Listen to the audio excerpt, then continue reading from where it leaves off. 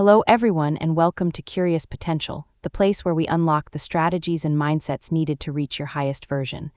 I'm your host, Sophie, and I am so glad you've joined me today.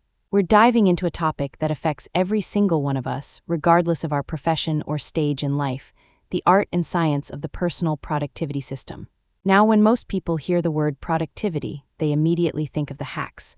You know the ones, the newest AI-powered app that promises to organize your life, the aesthetic fancy planner from a boutique stationery shop, or that one viral time-blocking method you saw on TikTok.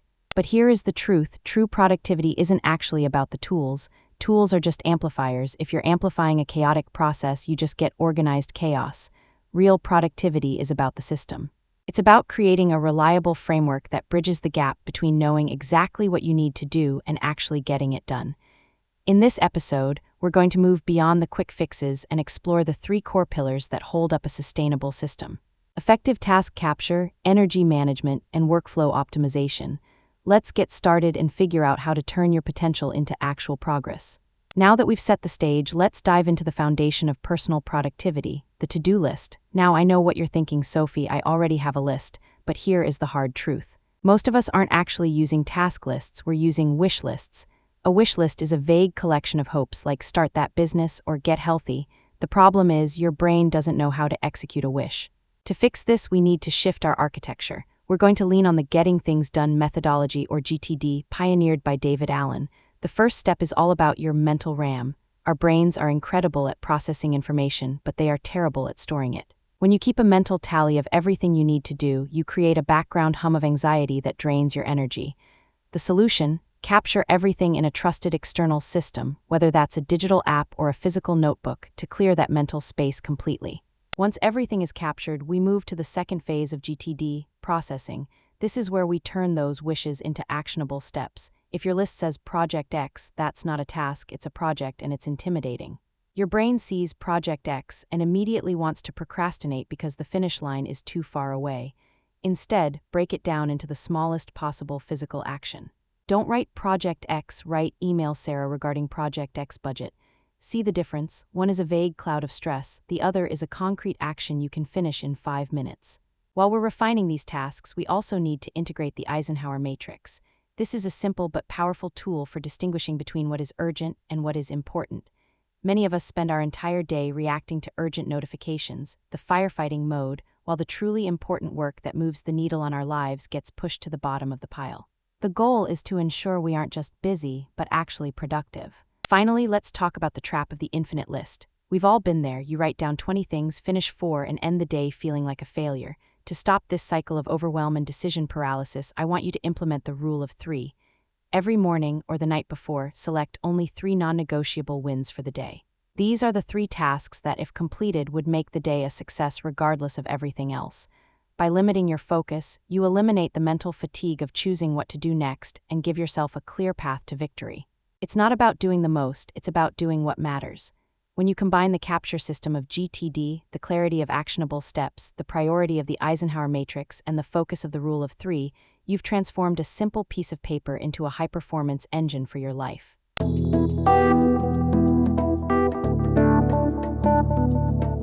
Alright, so we've got our lists sorted and our priorities aligned, but here is the cold, hard truth.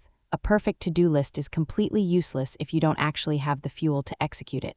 This is where we shift our perspective. For years, we've been told to focus on time management, but I want to introduce you to a more powerful concept: energy management.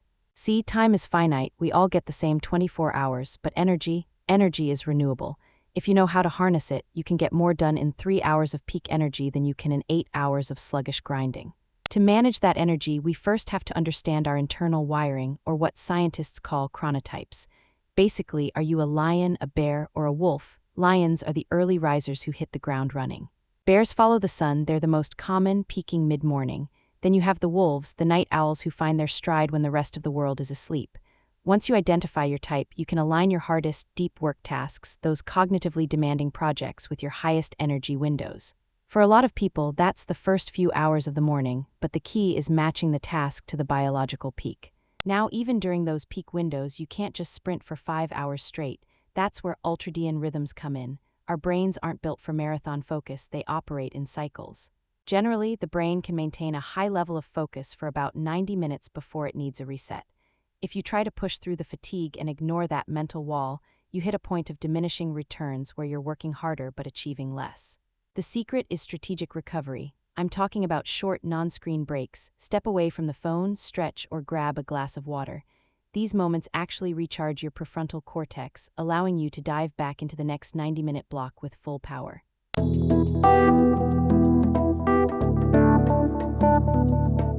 Alright, so we've defined our tasks and we've mapped out our energy levels. But now we hit the critical part. How do we actually connect the two? This is where we build our workflow. If your to-do list is just a long, intimidating scroll of bullet points, you're likely fighting an uphill battle. To fix this, we're going to implement two powerhouse strategies: time blocking and task batching. Let's start with time blocking. Instead of a list, think of your day as a series of containers. Time blocking is the act of assigning a specific window of time to a specific task. You're essentially turning your to-do list into a calendar. By giving a task a home in your schedule, you stop wondering when you'll get to it and start committing to how it will get done.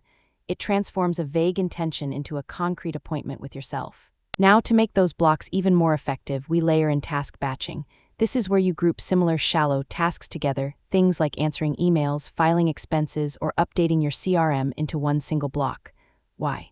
Because of the context-switching penalty. Every time you jump from a complex spreadsheet to a quick Slack message, your brain doesn't just switch instantly. It actually takes several minutes to fully refocus on the original task. By optimizing your workflow this way, you're effectively protecting your brain from that mental friction. You're creating a flow-state environment, minimizing those jarring distractions, and paving a frictionless path from your initial intention all the way to completion. It's about working with your brain's biology, not against it.